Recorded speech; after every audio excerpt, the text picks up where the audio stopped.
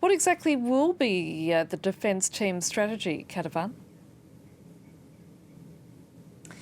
Well, their strategy is probably going to be focused on two main elements. One is to counter that argument that the impeachment managers made, which is that there was a direct link between Donald Trump's words and the violence at the Capitol building. And so the defense team is going to argue that he did not incite the violence, that he was simply speaking, having a political speech, giving his political opinion, and that all of those words are protected by the First Amendment. It was Donald Trump's freedom of speech, and therefore he cannot be held accountable for those words, even if they possibly led to violence. The other main aspect, which has technically been already decided, is the constitutionality of this whole trial. They're going to still argue that this trial should not be taking place because Donald Trump is no longer in office, and their argument is still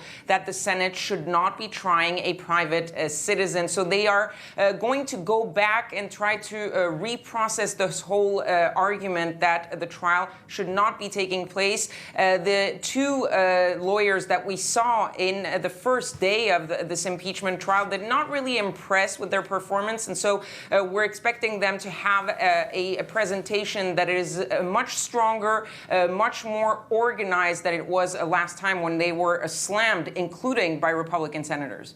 So when can we actually expect a vote?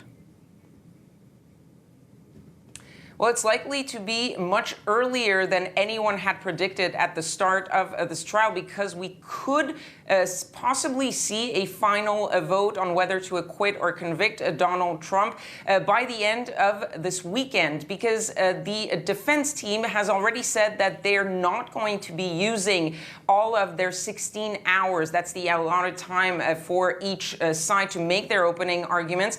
We're expecting them to possibly wrap things up in the next 4 hours. So they could be done by the end of this afternoon here in Washington. They're definitely going to be done by this evening, which means that after that, you're going to see that session of questions from the senators. They're not going to be speaking. They'll hand over their written questions to the president of the Senate, who will be reading out those questions. That's going to last about 4 hours. And then you are going to have possibly a debate and a vote on whether to subpoena witnesses. We're not expecting either side to try to fight to get more witnesses. And after that, it's closing arguments time, 2 hours on each side. And then it's that crucial vote. So we don't know exactly when it's going to happen, but what we are almost certain about is that there probably won't be 17 Republicans to side with the 50 Democrats in order to convict Donald Trump. Kethevane Gorjestani, thank you.